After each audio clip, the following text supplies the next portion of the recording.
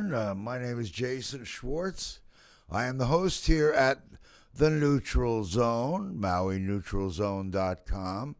We are on KAKU 88.5 FM, the voice of Maui, simulcast on Akaku, Maui Community Media, TV for old guys like me, older guys like me. We have Maui Stream, which is Akaku's 3 channels plus the radio station.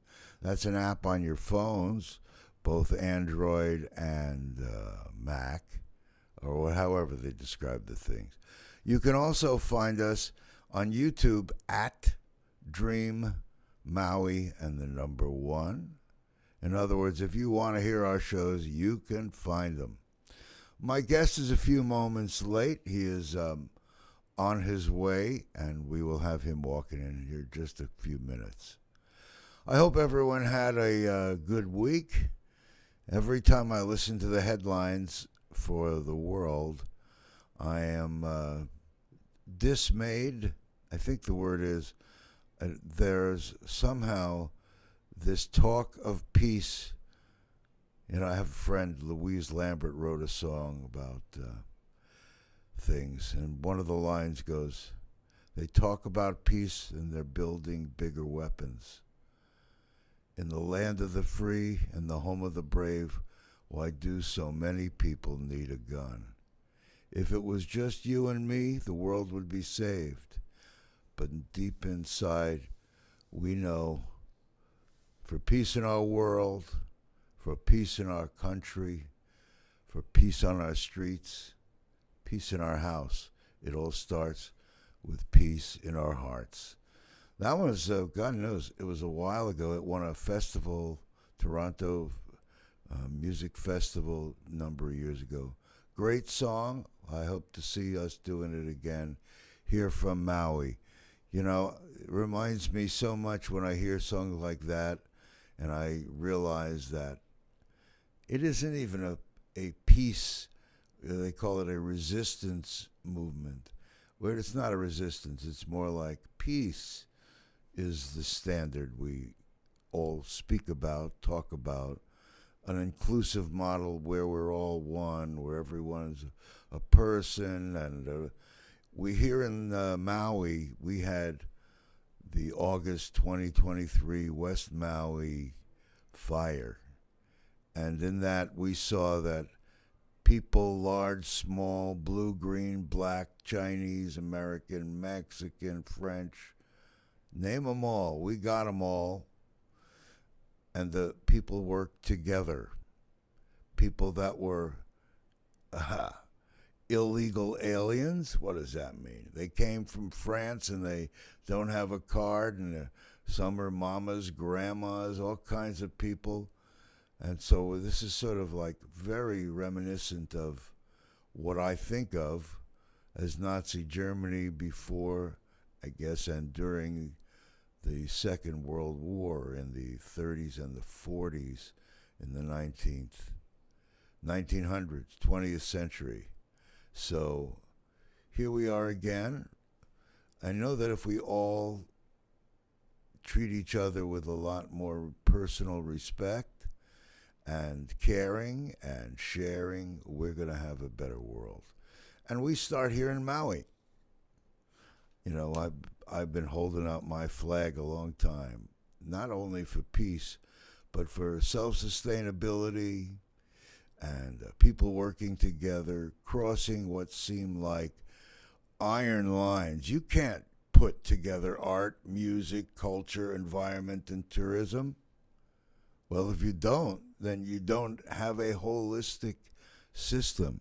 You can't. Someone just shared with me, Tony Midnight, our man, he's more than the man of the hour. On Netflix, there's a special project, I guess I'm going to listen to, called By Now, that shows us what an incredible waste society we are. The wrapping on your toilet paper, the plastic on this, all gets either thrown out or burned or ends up in the ocean, becomes microplastics. Every fish, everything that's coming out of there It affects things on the land, affects everything. And we're doing it to ourselves. So when someone tells you that the problems aren't man-made, you can look them in the eye and tell them, oh, yeah? Well, I don't know what that's going to do, except make us more aware that we are the problems we've been searching to rout out. And we are also the solution. You know, when I talk to God, I'm often without a middleman. I talk to God. As a Jewish kid, we learned that we have a direct connection with God. And now I've learned in my own growth through the years that we are all part of that God, oneness. You know, we have different levels. We talk about physical, emotional, spiritual. Whoop, whoop, whoop, whoop, whoop. I don't know if I want to put them in an order like that, but everything integrates. And the more we understand that we all are part of a solution, we're also part of the problem.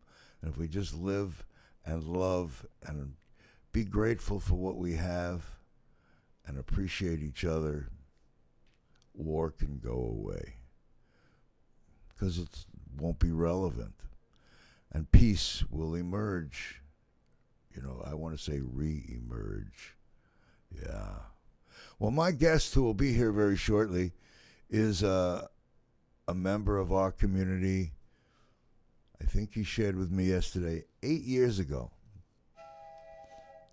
There's something ringing. It might be my phone. Maybe, let me look and see.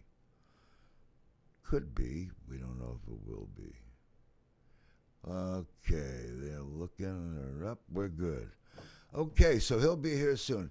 This member of community, it was more than 8 years ago, maybe it was 8, that my friend, Rabbi Sholem Schusterman, beautiful wife Danit, and their 5 kids, Danit had written a cookbook, all kinds of really good recipes, and it was, I remember that Sholem was getting ready.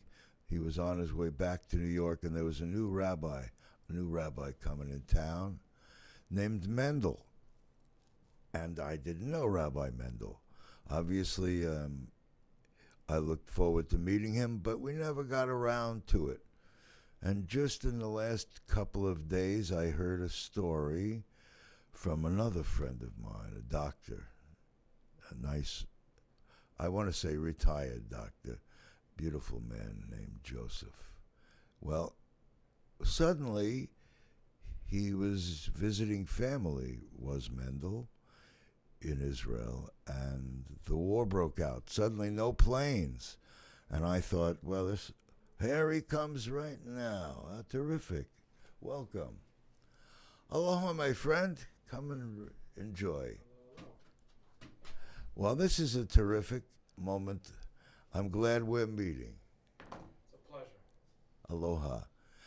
Okay, everybody, you have a beautiful, wonderful young man. I hope you don't mind I call you a young man. As I'm getting older, the whole world looks younger. I was just telling our audience, it was you mentioned 8 years ago, a friend of mine, Rabbi Sholem Schusterman, said to me, you got to go up and do a show on the rabbi, do a show on this thing. You remember David Singer's property there? Oh, good. Yeah. Oh, that's a perfect thing. Excellent. This camera right here, that's you, and that one's me. But I know they're there, and sometimes I look right into the camera and say hello, right? But I have a guest. This is Rabbi Mendel Zirkind. Now, Rabbi Mendel Zirkind, when I first heard, I heard he's up in David Singer's place. That's where Sholem had landed way back when. Little did I realize when I first met Rabbi Sholem, he was here as an intern, if you will, a traveling rabbi who has gone through his formal education, was now going out into the community. So I was blessed to have met him years ago. We became friends. He even had a couple of young rabbis coming through, and I did a show in 2002 with a couple of rabbis. We did a show with Alan Arakawa. Well, no, it wasn't. It was Kimo Apana.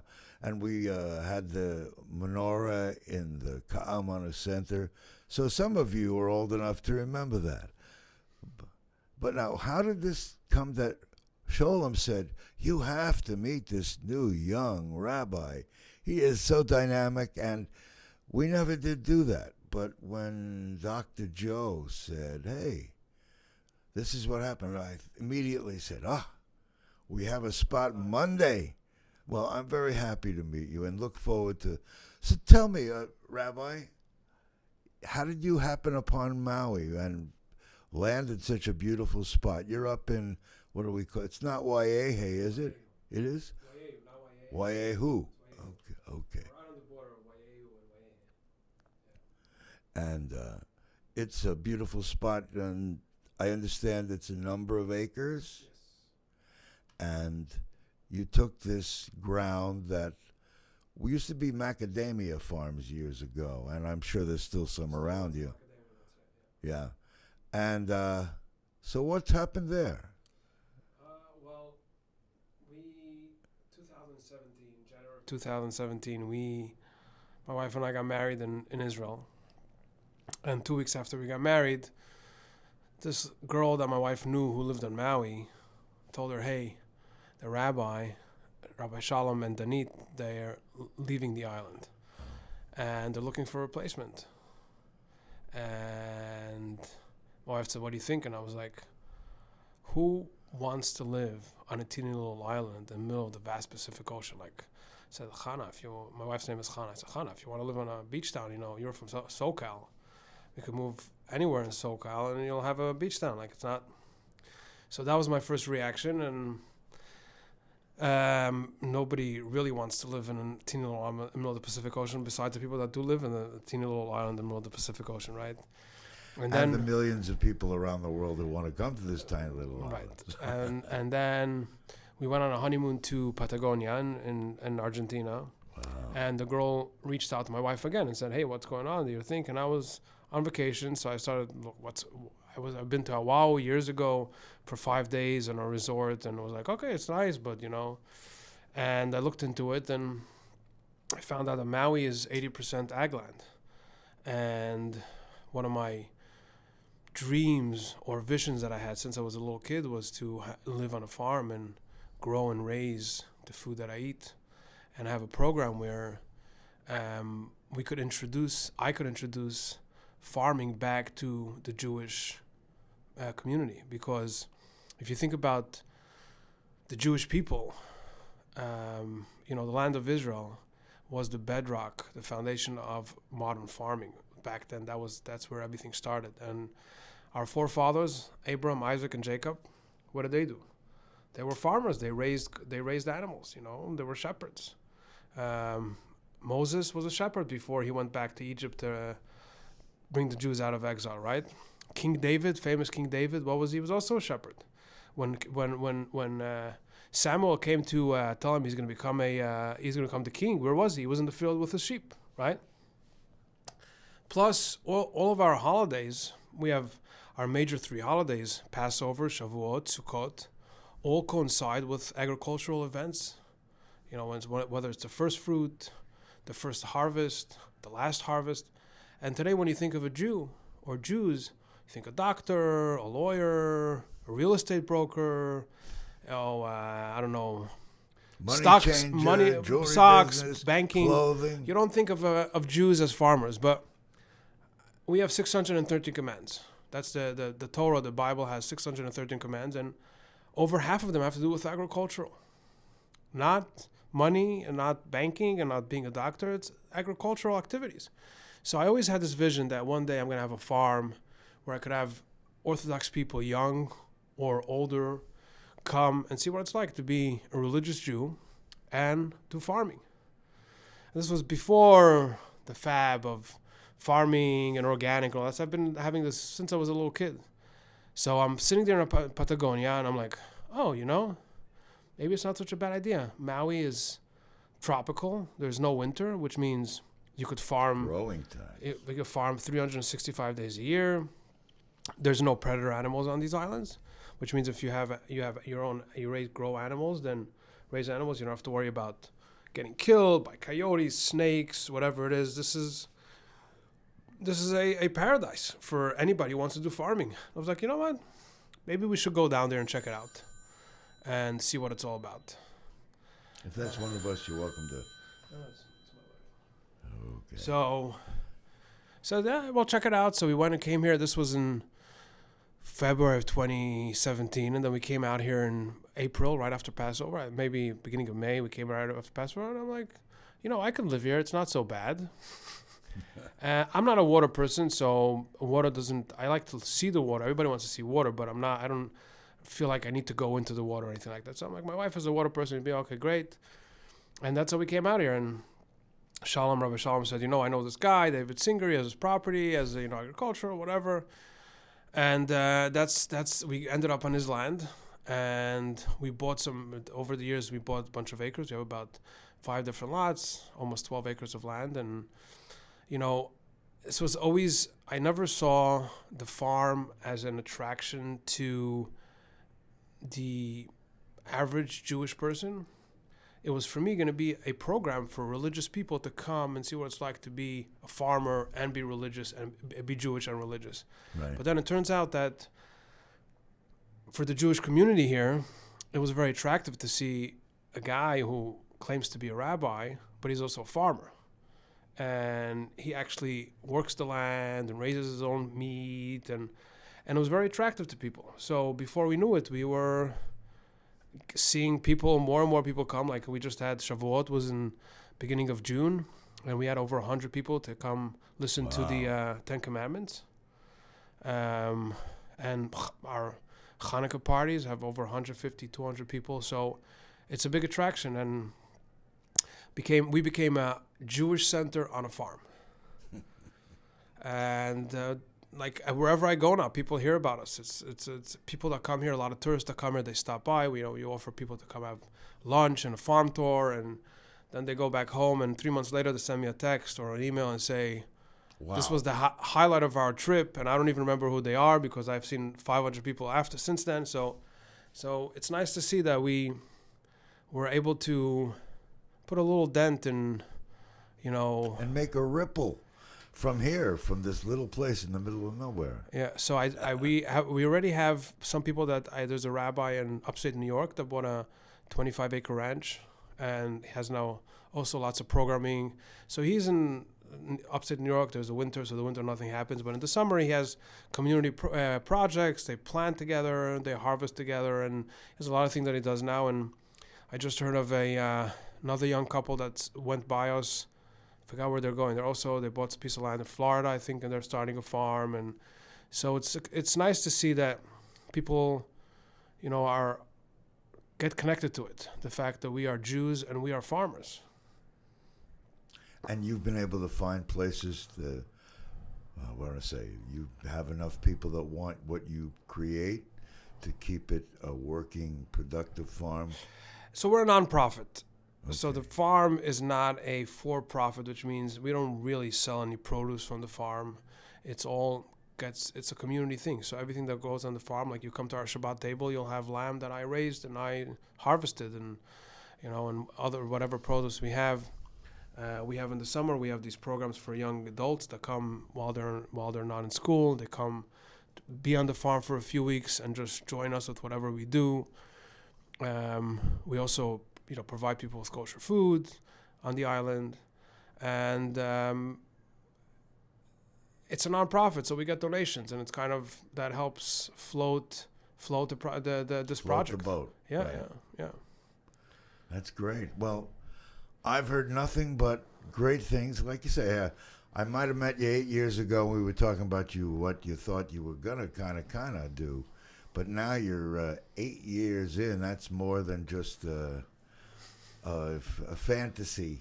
It's now in reality. Beautiful. When we got here, I remember the first week that we got here, my wife and I went to a Torah class, a Bible study class, and there was this guy who lived here for a bunch of years before us, and he heard about my vision of having a farm, community center on a farm, and he looks at me and says, "Which world do you think what are you smoking? Like this is Maui.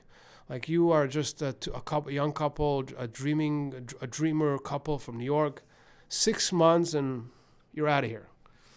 And I said, okay, but you don't know me. And till today he comes and he marvels. He's like, I've never thought this is ever going to be a reality. And we had people that met us the first few months that we were here, and then they disappeared from our radar. And then one day we meet them back and say, hey, what happened? Why did you stop connecting with us? Like, you have this nice dream, but we know it's not going to work. And we don't want to get too attached because in a year or two you're going to leave. So why would I make friends with you? You're anyways leaving. So, I just spent 2 weeks in Israel. I was now during the Iran, the 12-day war, whatever we want to call it. And Is that what they're calling it, a 12-day? A 12-day war. Anyways, we were there for the entire 12-day war. It took us 3 days to get back. We had to go back through Egypt because and I took with me 3 people from the community, residents from here. Some of them have been here for, one of the people that I took with me, he's a therapist and he's been here for 40 years. And the last time he was in Israel was in 1970. So he was expecting to see camels and donkeys taking us from the airport to Jerusalem. But I was telling them that when we watched, or we didn't watch, we heard and saw. We were in Israel.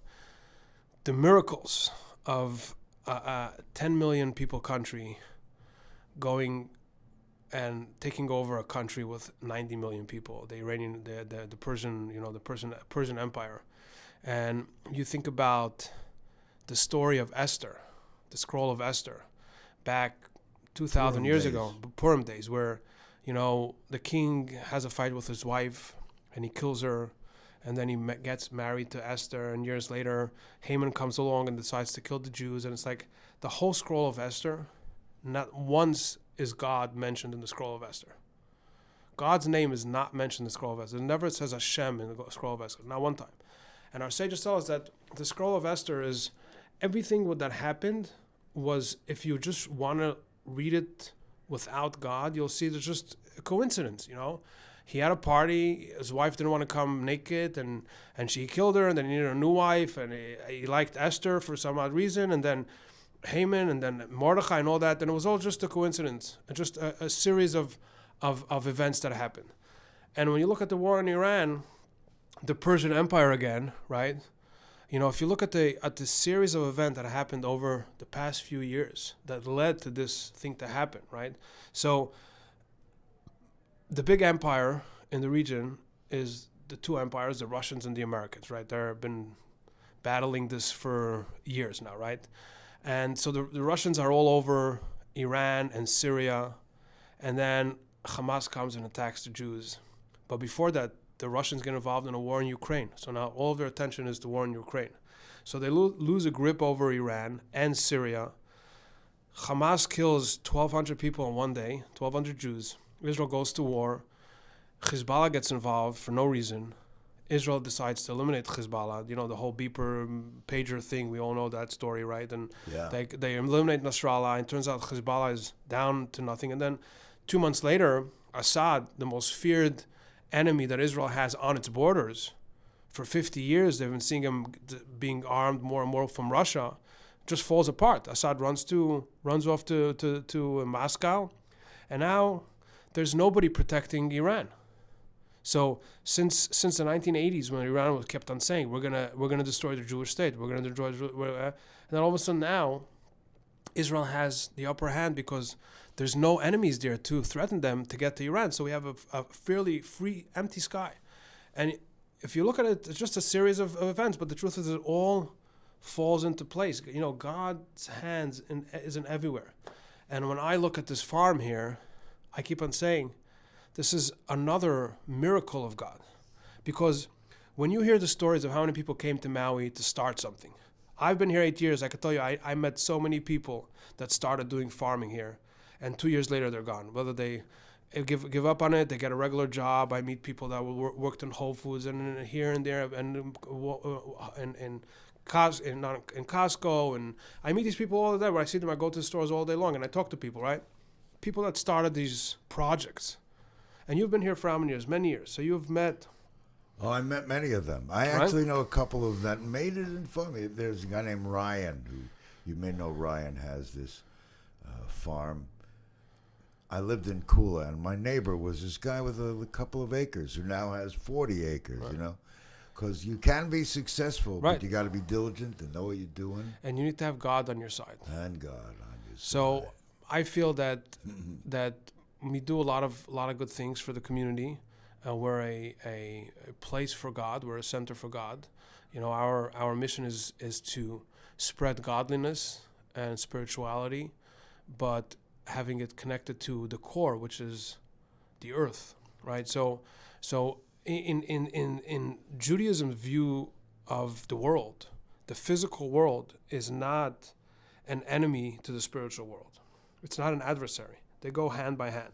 So in the Jewish world, the more holy you are, the more it means that you also are able to elevate the physicality of the world. You don't separate yourself from the world, but you elevate the world. So, you know, when you're a spiritual person, it means that you're connected with a lot of good deeds, whether it's charity, whether it's teaching, whether it's, you know, being an ear for people. Like, you know, when you're a rabbi, you have many things that you do.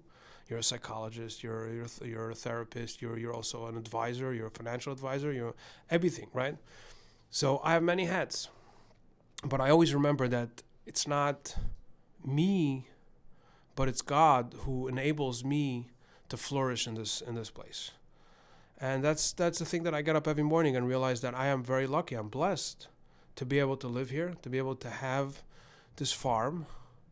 And it's funny because my farm ended up being in a place that I didn't know before, but it was the bedrock of farming on Maui, the West Maui Mountains. That's where the whole mountain was just the lowies where the Hawaiians grew all of their food. So 2 weeks after I got here, I met George Kahamoko, and we became good friends. And he is the one who started me on the farming.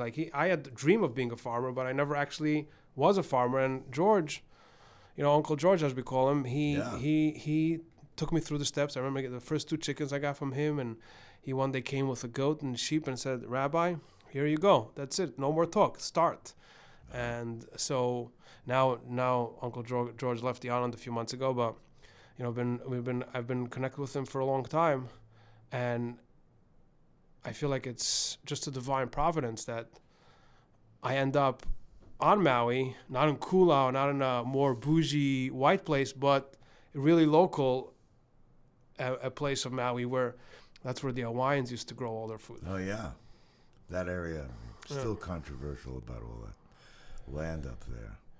But yeah, that is really a blessing. And I really like that in your natural flow, you bring up how grateful. To me, that has been the greatest gift, to understand how grateful I am for every day and the things around me. It helps me be okay with things that I might speculate about, because in the world that I live in, I try to put out all the good things.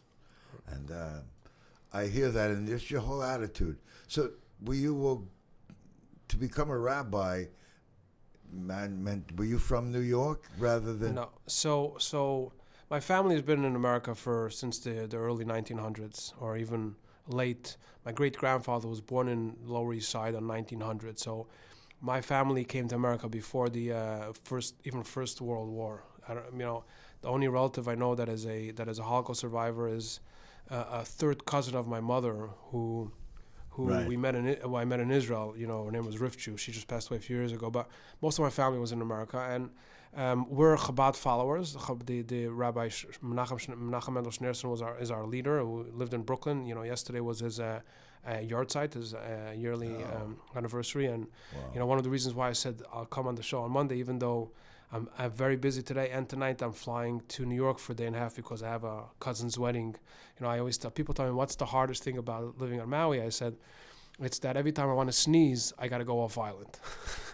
So, you know, I have a lot of family in New York, and my wife has family in California, and every time there's a family event, a bar mitzvah, a wedding, or something, every time it means another 5 hours of flying. So, but then I said, 1 second, this is divine providence. The fact that I've been here for 8 years, right? And you know about me for 8 years, But for some reason, you never reached out. And then all of a sudden, when was you send me a text on Saturday, right? And yesterday you called me like, I want to interview. And I was like, if that's not divine providence, that on the day after the passing of the Lubavitcher, of the Rebbe, right? The Grand Rebbe, as some people call him, that you called me and say, I want to interview. I said, I don't care how busy I am. I'm going to come. Thank you. Thank you. Yeah. So, we're here because Rabbi Shalom was here because of the Rebbe. And we're here to replace him because of the Rebbe. And my parents were sent by the Rebbe to live in Israel in 1978. So the Rebbe sent emissaries. So the Rabbi Schneerson, the Rebbe, as we say, he was maybe one of the only Jewish leaders that really changed the view of what a leader's position is. So when you think about a leader of a community, right? What's the main job of a leader of a community? Is to build a community. How do you build a community? You get more members, you get more attendance, you build a community, whether it's a church, you're a pastor, or a priest, or whatever, or a sheikh, whatever it is, you build your community. The Rebbe, from when he took on the leadership of the Chabad movement in 1951, he took his best people and sent them off. So his thing was, if you're a talented young scholarly Jewish scholar, and you're a good rabbi, I'm going to send you to a community that doesn't have a rabbi, and you're going to go there and you're going to become a lighthouse for Judaism in that place. So over the years, the Rebbe sent, now it's almost like 6,000 rabbis around the world. Wow. So my parents were my great uncle, for example, Rabbi Beryl Baumgarten, was sent in 1956, only 5 years after he became rabbi. The Rebbe sent him to be a rabbi in Argentina, Buenos Aires. Now think about what Buenos Aires was right after the Second World War. It was a hole in the ground, right? Today the community there is 100,000 Jews. It's a huge community. And the Rebbe sent emissaries all over the world. So my parents were lucky, and they were sent by the Rebbe in 1978 to go live in Israel. And so I grew up in Israel. I grew up in Jerusalem, and I lived in Jerusalem. Then when I was 18, I went to study in the Rebbe's yeshiva in Brooklyn, in Crown Heights, Brooklyn, New York. And I lived there for a long time, 20 years. And meanwhile, while I was there, I also I learned a few other things. I learned how to be a kosher slaughterer, a shochet, as we call it. And I also spent a year in Australia where I did my rabbinical studies. But I never expected to be a rabbi. It was more, as a curious, I love reading, I love learning. It was like, I'll do whatever I can to learn as much as I can. So I learned to be a shochet, I learned to be a rabbi. Never expected to actually be a rabbi. It was... Yeah. And, when my family heard that I'm going to Hawaii, to Maui, they were like, never in our wildest dream would we think that Mendel is going to become a rabbi. That's nobody ever... But there's a saying, in Yiddish, a Mensch tracht Gott lacht. You speak Yiddish a little bit? No. Not that, but no. I speak a little bit. But all the swear words I learned when I was a kid. Well, so it means I was also New York. A man thinks or plans, and God laughs. Yeah, meaning, I've heard it in English. Right. So we have a lot of plans, and then God has other plans, and God, for some reason, wanted me to end up on Maui and do this farming thing, which I was expecting. I always wanted to go to a warm place because I didn't want to have a winter where half the year I can't do anything. So we were thinking like southern United States, Arizona, New Mexico. California was too expensive, so I never thought of California. But I was thinking that area, I didn't want to go to Texas, a little too humid and all that. And then I end up in a place that I could do farming 365, but I've never imagined of living on Maui. It's not on my bucket list or something. And so my whole life, I grew up on the notion that our purpose in this world is to help other people. And the Rebbe always said that he compared us, the humanity, as a puzzle. So you buy a puzzle with 1,000 pieces, right? And you put the puzzle together, but then you miss one piece. It fell out of the box, you can't find it.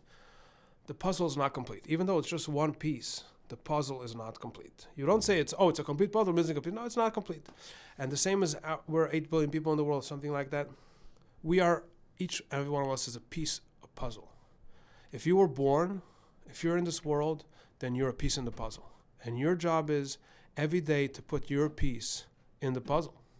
And if you don't, the puzzle is not complete. So every day I get up in the morning, I'm like, okay, what could I do today? How am I putting my piece of puzzle into the puzzle, right? And the easiest way that I know is to try to help somebody else. That means I'm doing something actively. I'm actively doing something. So sometimes it also means taking care of animals is also an active. It's going to help somebody, not today, tomorrow, the next day, right?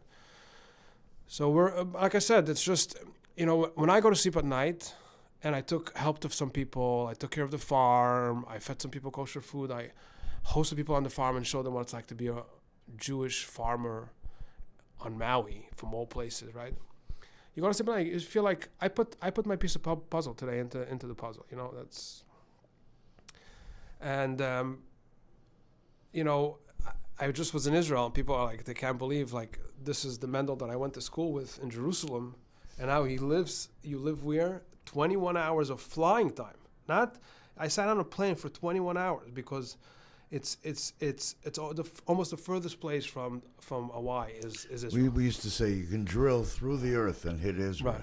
Yeah, perfect. It's just about, yeah. Practically. Yeah. But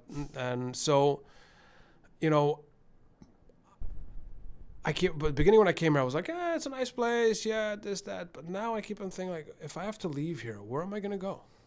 Where else am I going to have this opportunity, this blessing? I got here 37 years ago, exactly half of my life. I realized, wow, I've been here longer than all the rest of it. Uh-huh. Yeah, it really feels like home. It's a very, I find, very spiritual place. There are lots of people that speak and act of God in lots of different covers to the same pot. Lots of religions here, lots of beautiful people. And, what you're doing is like, I want to say, it's perfect. My mother used to, whenever it was going on, everything's perfect. It's all perfect. And she was right. I'm really glad to finally meet you after all these years.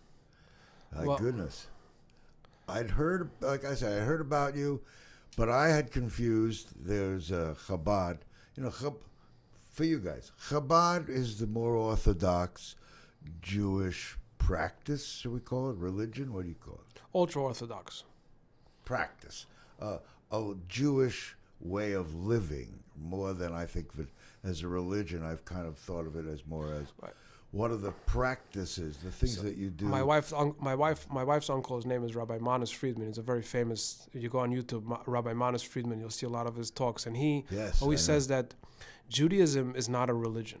Judaism is a way of life. Oh, there we go. Right? It's like from the minute you get up in the morning, your whole day is surrounded by tasks that you need to do in order to put your piece in the puzzle, right? So you get up in the morning, you thank God for coming back to this world. You wash your hands. You say a blessing for washing your hands because you slept. And then every time you want to eat something, you want to make a blessing that reminds you of God.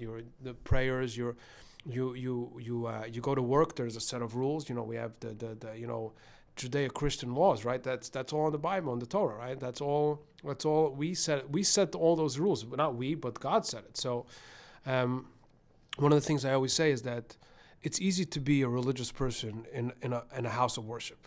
If you're in the synagogue, you're in the church, you're in the mosque. It's easy to be a religious person when you're in there. The kunz, as we say, the trick is to be a spiritual person when you're outside, when you're conducting yourself in the world. Like right? the rabbi said, go out there and do it. Right. So that's something that I always like to tell people is that they look at me and say, well, you grew up religious. It's easy for you. And I'm like, nothing is easy. Every day is a struggle. Every day is a battle. We have a good inclination. We all know we have a good inclination. We have a bad inclination, right? You drive down the street and you just finish your bottle of water or whatever, and you could make a choice whether do I just toast the bottle out of the car and nobody's looking, nobody's seeing, or I could say no. If I toast the bottle out of the car, the next guy is going to come. He's going to see a dirty road. He's going to be like, I'll toast my garbage out because it's already a dirty road. But if you keep the bottle in your car and put it in the trash, the next guy drives down the road. Is like, oh, this is a clean road. I'm not going to put my. So every act that we do is an act that has a ripple effect on the world, and you have to maintain that standard, whether you're in the synagogue or in any house of worship or you're outside, and that's a struggle. We all know we all have struggled, right? Do you find as a rabbi, you're talking about having many hats that you wear? I've met people that are rabbis that I guess you say aren't practicing. So to me, I've always understood as when I say I wasn't practicing, they're not doing the teaching. They're not doing the things that are of God. I don't really mean that they were not doing things. They weren't active. What does a rabbi do when they're not actively with a congregation? Lives a good life, right, and shares that in the daily. Right. So a rabbi is there's two things in a rabbi. There's the certificate. There's. I'm talking to those guys. So they listen close. There's the rabbi he had a certificate. It's like somebody who went to school, got himself a law degree, right? And there's somebody who went to school, is a doctor, right? That's a certificate. That's something that you go to school, you learn, right? But then the next part of it is actually having people that looked up to you and say, "You're my rabbi." I'm saying if you know all the laws, you know everything, but nobody comes to you, then it doesn't matter what you know. You're not a rabbi, right? You can't be a mayor of the island if you didn't get voted in. Like there's people that said we want you to be mayor, right? So you could be a lawyer, and you may not have clients, but you're a lawyer. You could be a doctor, you don't have clients, but you're a doctor. But to be a rabbi, besides having the paper, you need to have people who say, "You're my rabbi. I look up to you. I'm going to call you for advice. I'm going to call you to ask you." Being a rabbi is not just a religious thing. It's also people that see a person who has a different view on the world because he studied a little bit more and he knows just a different outlook on the world. And then they come and say, there's some people that get calls that are like, "Rabbi, should I buy this house or not?" What does a rabbi have to do with buying the house? It's just people feel like he's more of a spiritual person, maybe has an inside feeling or something. Every rabbi has a rabbi. And so when I came here, I couldn't say I'm a rabbi. I said I came here to be a rabbi, but I wasn't a rabbi. Well, now that I have people that come, I have a Shabbat table, and there's 50 people on my Shabbat table every week, right? Like, now I have people that say, "You are my rabbi." Then you're a rabbi, right? So that's, I'm a rabbi who's easygoing because I don't have people that call me and ask me halachic questions and all kinds of sophisticated Jewish law questions, right? There's rabbis who they get these calls, right? When I have a question that I don't know the answer, I call my rabbi in California. And there was one time where I needed to go through 5 different rabbis to get an answer to my question, something that I have to do with raising animals, and that rabbi didn't know, and I went to the next rabbi, and I had to go to 5 different rabbis. Finally, I found a rabbi in Muncie, New York, from all places, that answered my question, right? So, for me, it's easy. I don't have anybody. Most people don't ask me these sophisticated halachic questions. I maybe get some every once in a while. I get like a maybe philosophical, a good philosophical questions. But I find that being a rabbi here is more. I lead by example. And then when people come to visit and they see me, and they see what we do, and like, oh, maybe I could do this too. Maybe I could go back to where I am from and try to start the homestead something. And so, like I said, we have a few people. There was this lady who, I think she's in Virginia now, who started a whole community. She bought a piece of land.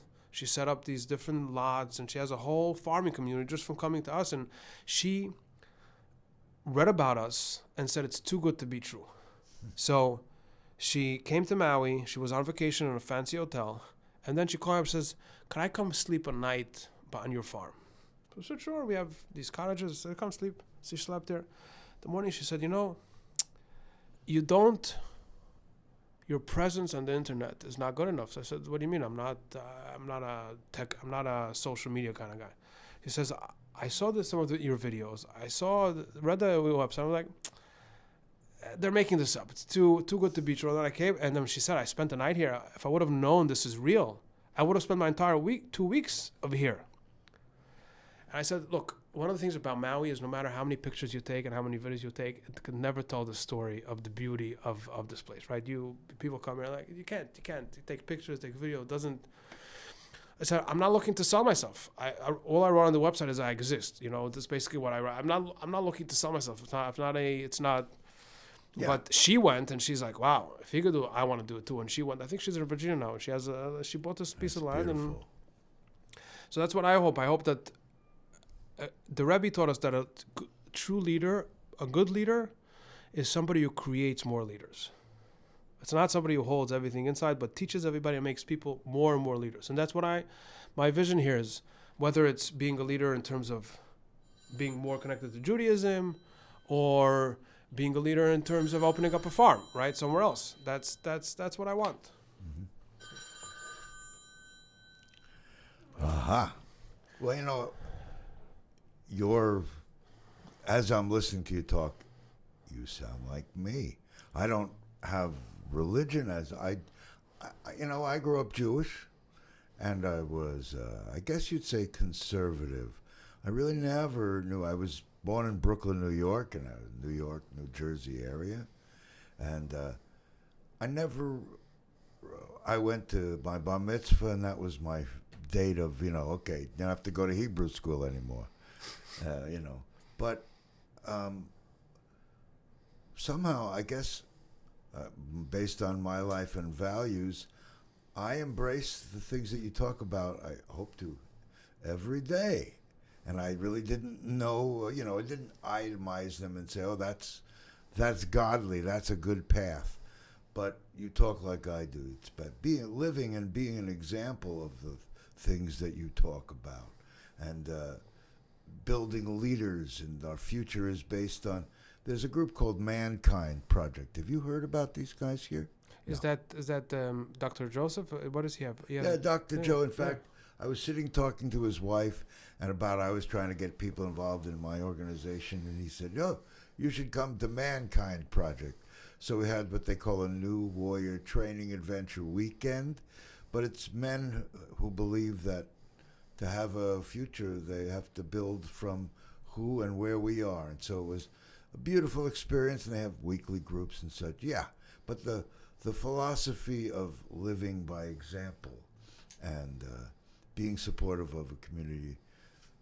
Like I say, I think before you came today, I was talking about peace. We don't try to go to get peace. We create the peace and let that be the good example. Right. That's why I always talk about Maui can be self-sustaining, right like that. Just a change of attitude, and here we are. It's an amazing place, this Maui. Right. Wow.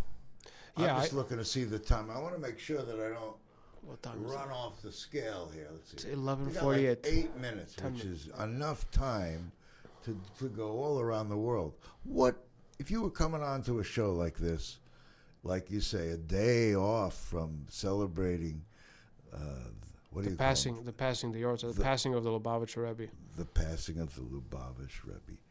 Schneerson, right? Rabbi Schneerson, Rabbi Schneerson. What's the most important message that you think you want to deliver now? And we'll get to other stuff, but what's a message that you really would like the world to know? Well, my message, I grew up in the teachings of the Lubavitcher Rebbe, right? And so the Chabad movement is a sect of the Hasidic movement. The Hasidic movement, there was a rabbi, his name was Rabbi Yisrael Baal Shem, the Baal Shem Tov, about 300 years ago. And he created this new idea where, until then, in the Jewish world, and it was also in the non-Jewish world, there's the scholar people, right? The aristocrats, the better people, right? And then there's the people, the farmers, the water schleppers, all the people that are just, and they don't never meet. And the Baal Shem Tov said, no, this separation can't happen anymore. And he went down and spent time with the simple people. And one of the statements that he made that took me for a life mission was that sometimes a person is created for 78. A person comes down to this world and lives for 70, 80 years just to do another favor for another person. Meaning, we were born, and as the Lubavitcher Rebbe once wrote to somebody, says, the day you were born is the day God decided that the world can't exist without you. Right? So you come down to this world, and you think to yourself, I'm going to be a rocket scientist.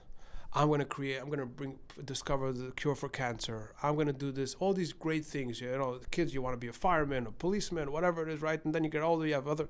And sometimes, the Baal Shem Tov says sometimes, the only reason why you come to this world for 70, 80 years is to do a favor for another person. That's one favor, not cancer, research cancer, not getting to the moon, to Mars, whatever. Now, if that's your purpose and you miss it, then your whole being in this world was wasted, because you that interaction with another person that you could have done the good for him and you didn't, you lost it. So your whole being is wasted. So the point is that when you get up in the morning every day, you have to say to yourself, how can I be that mission that I have to help somebody else? You know, some people, they help somebody else by discovering a cure for cancer, right? Some people help somebody else by helping an old lady cross the road with her bags from the grocery store.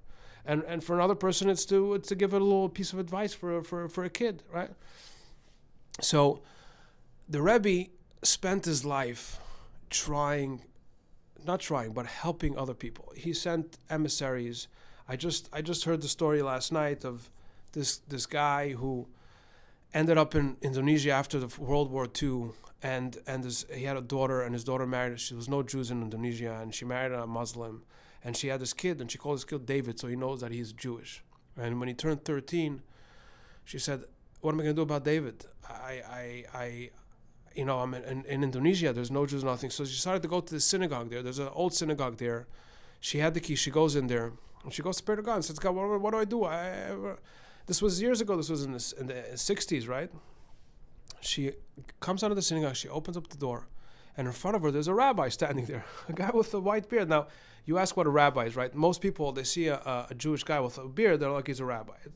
It means there is a religious person. Everybody who has a beard or a white beard is a rabbi, right? So she says, "Rabbi," I said, "What are you doing here?" So he says to her, "How can I help you?" She says, "What do you mean, how could you help me? Who said I need help?" So he said, "Look, the Rebbe taught me, I'm a businessman. I fly all over the world. I do business, and I'm here in Indonesia. And the Rebbe said, whenever you go somewhere, try to see if you could help somebody else." So I come here to Indonesia. I know there's a synagogue. I said, I'll go to the synagogue. Maybe I'll meet a Jew. Maybe I'll say, maybe I could help him out with something. And you're standing in front of me, and she was like, divine providence. So she tells him the story. I have this kid. He's turning 13. She said, "No worries. I have money. I'll take him with me, and I'll tell him to Jewish school." And of course, he took the kid. But that idea of always trying to help somebody else is the idea that wherever you are, whenever you are somewhere, you didn't end up being here for no reason. If you're here, what am I doing here?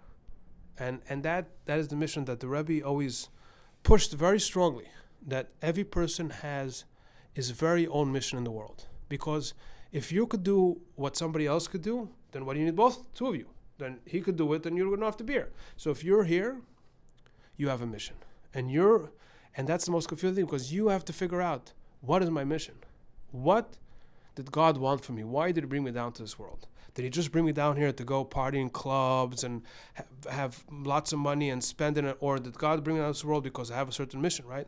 So if you're a wealthy person, you know what your mission is. If God bless you with wealth, it means God wants you to do good things with your money. Yeah. God's not looking for you to spend it on a bigger yacht or this and that, right? So it's God.